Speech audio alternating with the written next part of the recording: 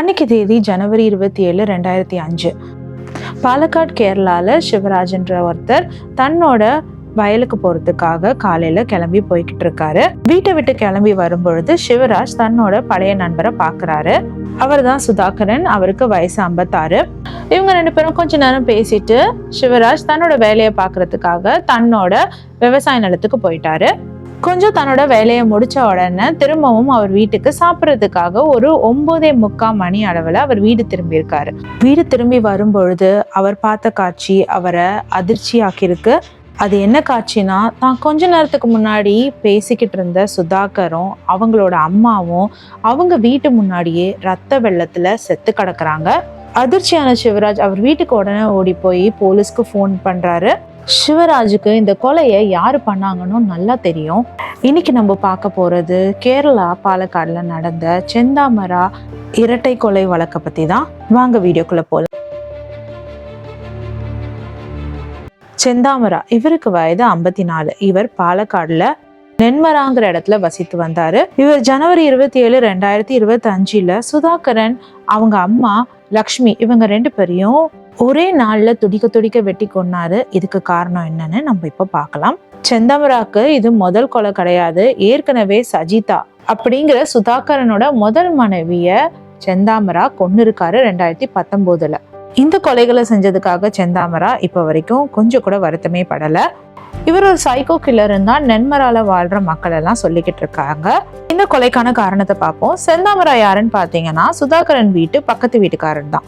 2019க்கு முன்னாடி அவர் ஃபேமிலியோட சந்தோஷமா வாழ்ந்தவர் தான். செந்தாமரோட ஒய்ஃப் பாத்தீங்கன்னா அக்கம் பக்கத்து வீட்டுக்காரங்க கிட்ட நல்லா பழகக்கூடியவங்க. செந்தாமராவும் இதை கவனிச்சுக்கிட்டே வராரு. இது மட்டும் இல்லாம செந்தாமராக்கு குடிக்கிற பழக்கமும் இருக்கு. குடிச்சிட்டு அவர் ஒய்ஃபை அடிக்கிற பழக்கமும் இருக்கு.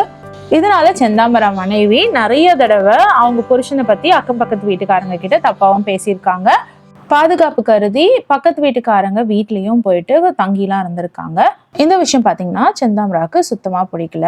ஒரு நாள் செந்தாமராவோட மனைவி செந்தாமரா விட்டுட்டு தன்னோட பொண்ணையும் கூட்டிட்டு வேற எங்கேயோ ஓடி போயிடுறாங்க. செந்தாமராக்கு அவங்க எங்க போனாங்கன்னே தெரியல. இதனால அதிகமான மன உளைச்சலுக்கு ஆன செந்தாமரா ஒரு மாந்திரிகனை தேடி போறாரு. தன்னோட மனைவி காணாம போனதுக்கு காரணம் என்னன்னு கண்டுபிடிக்கிறதுக்காக போறாரு. அங்க அந்த மாந்திரிகன் ஏதோ ஒரு சோழியை உருட்டி போட்டு பார்த்து இதுக்கெல்லாம் காரணம் உங்க அக்கம் பக்கத்து வீட்டுக்காரங்க தான். உங்க அக்கம் பக்கத்து வீட்டுல இருக்கிற சில பொம்பளைங்களும் சில ஆம்பளைங்களும் சேர்ந்துதான் உங்க மனைவி கிட்ட உங்களை பத்தி தப்பா பேசி உங்க மனைவி உங்களை விட்டு போயிட்டாங்க அப்படின்ற மாதிரியான ஒரு காரணத்தை சொல்லியிருக்காங்க. இதனால செந்தாமராக்கு அக்கம் பக்கத்து வீட்டுக்காரங்க மேல கடுமையான கோபம் வந்தது.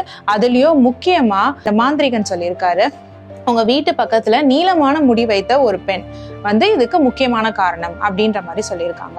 செந்தாமரா வீட்டு பக்கத்துல ஒரு அதிகமான முடி வைத்திருந்த ஒரு பெண் யாருன்னு பாத்தீங்கன்னா சஜிதா யாருன்னு பாத்தீங்கன்னா சுதாகரனோட மனைவி.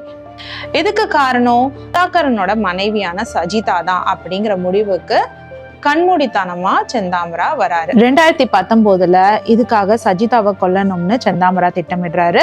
அதுக்கேத்த மாதிரி சஜிதா சுதாகரன் வீட்டுல ஒரு ஃபங்க்ஷன் நடைபெறுது. இதுக்கு நேரம் பார்த்து காத்திருந்த செந்தாமரா வீட்டுல கெஸ்ட் எல்லாம் போன பிறகு அவங்க வீட்டின் பின்புறமா உள்ள நுழையிறாரு. இதை கொஞ்சம் கூட எதிர்பார்க்காத சஜிதா செந்தாமராவை பார்த்தோன்னே அதிர்ச்சி ஆகுறாங்க. அவங்களுக்கு கத்த கூட நேரம் இல்லை. அதுக்குள்ள செந்தாமரா சஜிதாவோட கழுத்துல கத்திய வச்சு அறுத்து அவங்கள கொஞ்ச நேரத்துல சாவடிக்கிறாரு. ரத்த வெள்ளத்துல சஜிதா கீழே விழுந்து கிடக்குறாங்க. இதுதான் 2019 செந்தாமராவோட முதல் கொலை. இந்த கொலையை நடத்தி முடிச்ச அடுத்த நிமிஷம் பக்கத்து வீட்டுக்கும் போயிருக்காரு. ஆனா பக்கத்து வீட்டுல அவர் எதிர்பார்த்து வந்த பெண்மணி இல்ல. அதனால அவர் அங்க இருந்து ஓடி போய் காட்டுக்குள்ள ஒளிஞ்சுக்கிறாரு. காட்டுக்குள்ளேயே 2 நாள் யாருக்கும் தெரியாம பதுங்கியும் இருக்காரு. ஆனா அவரை பசி ரொம்ப நேரம் தங்க விடல. இந்த பக்கம் பாத்தீங்கன்னா செந்தாமராவை போலீஸ் வலைவீசி தேடிட்டு இருக்காங்க. 2 நாளைக்கு மேல பசி தாங்க முடியாததுனால செந்தாமரா அவங்க தம்பி வீட்டுக்கு போய் சாப்பிடலான்னு வெளியில வராரு. அந்த நேரம் போலீஸ் அவரை வளைச்சு பிடிச்சிருது. 2019 சஜிதாவை கொலை பண்ண குற்றத்துக்காக செந்தாமரா அரெஸ்ட் பண்ணப்படுறாரு. அவர் ஜெயில தான் இருக்கிறாரு. 2022 பாத்தீங்கன்னா அவருக்கு பெயில் கிடைக்குது. அந்த பெயில அவருக்கு ஒரு வார்னிங்கும் தராங்க. எந்த காரணத்து கொண்டும் நீ நென்மராக்குள்ள நுழையக்கூடாது அப்படின்னு சொல்லிட்டு. இது கொத்துக்கிட்டு கொஞ்ச நாள் செந்தாமரா ஒரு பக்கம் வராம தான் இருந்திருக்காரு. 2024 டிசம்பர் மாசம் திரும்பவும் செந்தாமரா கிராமத்துக்குள்ள நுழையிறாரு. இவரோட வருகையை பார்த்து ஊரே பயப்படுது. இறந்து போன சஜிதாக்கு பாத்தீங்கன்னா 2 பெண் குழந்தைகள் இருக்காங்க. ஒன்னு அத்துல்யா, ஒன்னு அகிலா. அத்துல்யா பாத்தீங்கன்னா திருமணமாகி வேற இடத்துல இருக்காங்க. அகிலாவும் பாத்தீங்கன்னா அண்டர் கிராஜுவேஷன் படிச்சுட்டு இருக்காங்க. இவங்க 2 பேருமே செந்தாமரா ஊருக்குள்ள வந்தப்போ அவங்க வீட்டுல இல்ல. ஆனா சஜிதாவோட கணவன் சுதாகரனும் அவங்க அம்மாவும் அங்கதான் இருந்திருக்காங்க. செந்தாமரா ஊருக்குள்ள வந்ததை சுதாகரன் அவங்க பொண்ணுங்களுக்கு தெரிவிச்சிருக்காரு. நீங்க இந்த பக்கம் வராதீங்கன்னு அறிவிச்சிருக்காரு. ஆனா இத அதுல்யா சும்மா எடுத்துக்காம போலீஸ் கிட்ட கம்ப்ளைண்ட் பண்ணிருக்காங்க. கோர்ட்டோட வார்னிங்கையும் மீறி செந்தாமரா இப்ப ஊருக்குள்ள வந்திருக்காருன்றத போலீஸ் கிட்ட சொல்லியிருக்காங்க. ஆனா போலீஸ் செந்தாமராவை கூப்பிட்டு வார்ன் பண்ணி அனுப்பிட்டு இருக்காங்க. கொஞ்ச நாள் எதுவுமே பண்ணாம அமைதியா இருந்த செந்தாமரா நேரம் பார்த்து காத்து இருந்திருக்காரு. கரெக்டா ஜனவரி 27, 2005 காலையில 9 மணி அளவுல சுதாகரனை காப்பாத்த வந்த அவங்க அம்மாவையும் அவங்க வீட்டு முன்னாடியே கழுத்தறுத்து கொலை பண்ணிருக்காரு. இது மட்டும் இல்லாம சஜிதா மறைவுக்கு அப்புறமா சுதாகரன் இன்னொரு கல்யாணமும் பண்ணிருக்காரு. அந்த சுதாகரனோட 2வது மனைவியும் கொல்ல திட்டமிட்டுதான் செந்தாமரா வந்திருக்காரு. வீட்டுல எங்க தேடியும் சுதாகரனோட 2வது மனைவி கிடைக்காததுனால அவர் அங்கிருந்து திரும்பவும் காட்டுக்குள்ள ஓடி போயிட்டு இருக்காரு. காட்டுக்குள்ள போறதுக்கு முன்னாடி செந்தாமரா அவங்க பக்கத்து வீட்டுக்கார பொண்ணு புஷ்பாவையும் தேடி இருக்காரு. அந்த பொண்ணையும் கொலை பண்றதுக்காக. ஏன்னா தன்னோட மனைவி தன்னை விட்டு ஓடி போனதுக்கு இந்த சுத்து வட்டாரத்துல இருக்கவங்க தான் காரணம்னு அவர் நினைச்சு வச்சிருக்காரு. செந்தாமராவோட மனைவி அதிகமா புஷ்பா கிட்டையும் சஜிதா கிட்டையும் பேசியிருக்காங்க. இத காரணமா வச்சுதான் சஜிதாவை கொலையும் பண்ணிருக்காரு செந்தாமரா. இவங்க எல்லாம் தன்னை பத்தி தவறா பேசினதுனால தான் தன் மனைவி தன்னை விட்டு ஓடி போனதா அவர் நம்பியிருக்காரு. அதுக்கேத்த மாதிரி இந்த மாந்திரிகனும் சொல்ல அதையே செந்தாமரா நம்பிட்டு இப்படியே அடுக்கடுக்கா கொலையும் பண்ணிட்டு வராரு. இதுக்கு பிறகுதான் நம்ம இன்ட்ரோடக்ஷன்ல சொன்ன மாதிரி சிவராஜன் ஒருத்தர் சுதாகரும் அவங்க அம்மாவும் இறந்து கிடக்கிறத பார்த்து போலீஸ்க்கு கால் பண்றாரு. போலீஸும் செந்தாமராவை தேடி வராங்க. அவர் மறுபடியும் பாத்தீங்கன்னா காட்டுக்குள்ள போய் ஒளிஞ்சிக்கிறாரு. போலீஸ்க்கு செந்தாமராவை எங்க தேடியும் கிடைக்கல. அதனால போலீஸ் ஒரு அறிவிப்பு விடுறாங்க. தற்காலிகமா செந்தாமராவை தேடுறதை நிறுத்துறோன்றாங்க. கிராமத்துக்குள்ள போலீஸ் நடமாட்டம் கம்மியா இருக்குன்றத செந்தாமரா உணர ஆரம்பிச்சாரு. இந்த தடவையும் பாத்தீங்கன்னா அவரால் பசி தாங்க முடியல. அதனால ராத்திரியோட ராத்திரியா எப்படியாவது வீட்டுக்கு சாப்பிட எதுனா எடுத்துட்டு போயிடலான்னு அவர் வீட்டை நோக்கி வராரு. அப்போ அவர் வீட்டுக்குள்ளேயே பதுங்கி இருந்த போலீஸ் அவரை அரெஸ்ட் பண்றாங்க.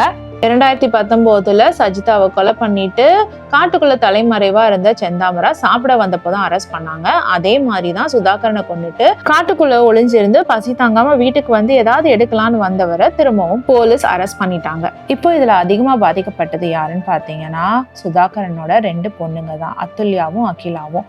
இவங்க 2 பேரும் இப்போ அனாதையா நிக்கிறாங்க. தன்னோட அம்மாவையும் இழந்துட்டாங்க. இப்போ அவங்க அப்பா பாட்டியையும் இழந்துட்டாங்க. இப்போ அவங்களுக்குன்னு மிச்சம் இருக்கிறது அவங்க அம்மாவோட அம்மா மட்டும்தான்.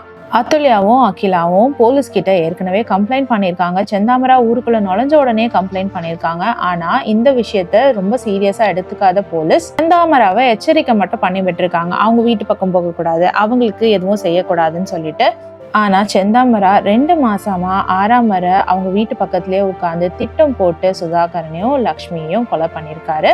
சம்பவம் நடந்தப்போ சுதாகரன் ஸ்பாட்லயே இறந்ததாகவும் சுதாகரனோட அம்மா லக்ஷ்மிய ஹாஸ்பிட்டல்ல கூட்டிட்டு போய் அங்க அவங்க இறந்ததாகவும் ரிப்போர்ட்ல சொல்றாங்க. இது இல்லாம அதுல்யா சொல்றாங்க, எங்க அப்பா 25ஆம் தேதி தான் எங்க வீட்டுக்கு வந்தாரு. வந்தப்போ என்னை வீட்டுக்கு வான்னு கூப்பிட்டாரு. ஆனா நான் செந்தாமரா இருக்கிறதுனால அந்த இடத்துக்கு வரமாட்டேன்னு சொல்லிட்டேன். 27ஆம் தேதி காலையில பாத்தீங்கன்னா நான் பஸ் ஸ்டாண்ட்ல அப்பாக்காக வெயிட் பண்ணிட்டு இருந்தேன். நாங்க 2 பேரும் பேங்க் போலான்னு இருந்தோம். ஆனா அப்பா வரவே இல்லை. இந்த செய்தி மட்டும் தான் வந்துச்சுன்னு சொல்றாங்க. இந்த மாதிரி 3 கொலையை பண்ண செந்தாமராக்கு எந்த விதமான குற்ற உணர்ச்சியுமே இல்ல.